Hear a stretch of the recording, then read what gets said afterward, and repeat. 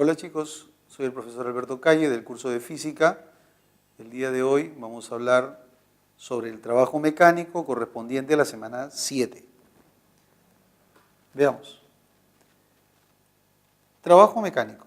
Cuando hablamos de trabajo mecánico hablamos de la transmisión de movimiento ordenado de un cuerpo hacia otro mediante una fuerza.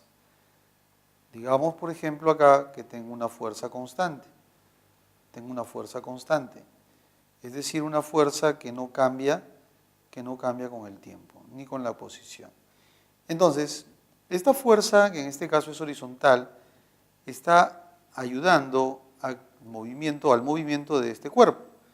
De tal manera que decimos que está realizando trabajo. Cuando la fuerza interviene en el movimiento del cuerpo, vamos a decir que realiza trabajo. El trabajo desarrollado por la fuerza, vamos a calcularlo como el producto de la fuerza por su desplazamiento. La fuerza debe ser paralela al desplazamiento, aquella fuerza que va a realizar trabajo. Puede que esté a favor o puede ser que esté en contra, pero debe ser paralela al desplazamiento. De tal manera que el trabajo desarrollado por la fuerza lo vamos a calcular como más o menos fuerza por su desplazamiento. WF de AB representa el trabajo realizado por la fuerza al ir de A hacia B y su unidad es el joule. El trabajo se mide en joules.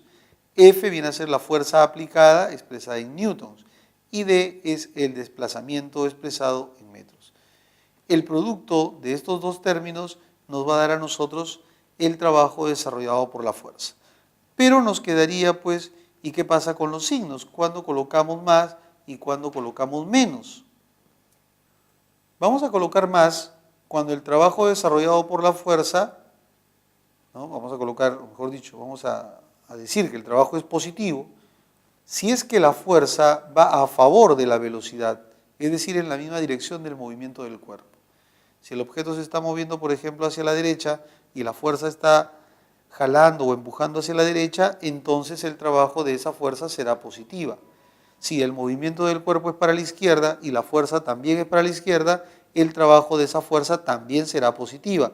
Es decir, si va a favor de la velocidad del cuerpo, el trabajo de dicha fuerza es positiva. En cambio, será el trabajo negativo si es que la fuerza F está en contra de la velocidad del cuerpo. O sea, si el objeto, digamos, se está moviendo hacia la derecha y la fuerza va para la izquierda, entonces el trabajo de esa fuerza sería negativo. O también podríamos decir, si el cuerpo se mueve para la izquierda y la fuerza va para la derecha, el trabajo de esa fuerza sería también negativo. Entonces recuerda, si la fuerza F va a favor de la velocidad, el trabajo es positivo. Y si la fuerza F va en contra de la velocidad, el trabajo es negativo. ¿Y qué pasaría en el caso que la fuerza F sea perpendicular a la velocidad?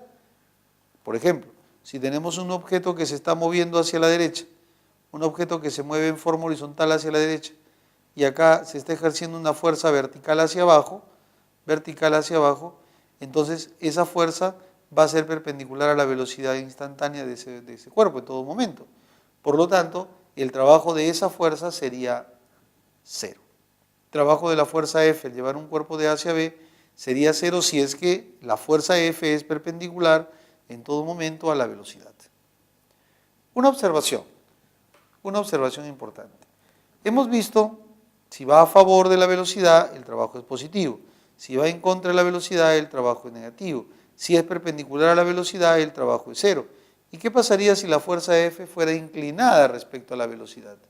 Si la fuerza F fuera inclinada respecto a la velocidad, por ejemplo acá, notemos acá esta fuerza que forma un ángulo θ respecto a la dirección de la velocidad, entonces la idea acá es descomponer la fuerza, que está al costado del ángulo sería F coseno del ángulo.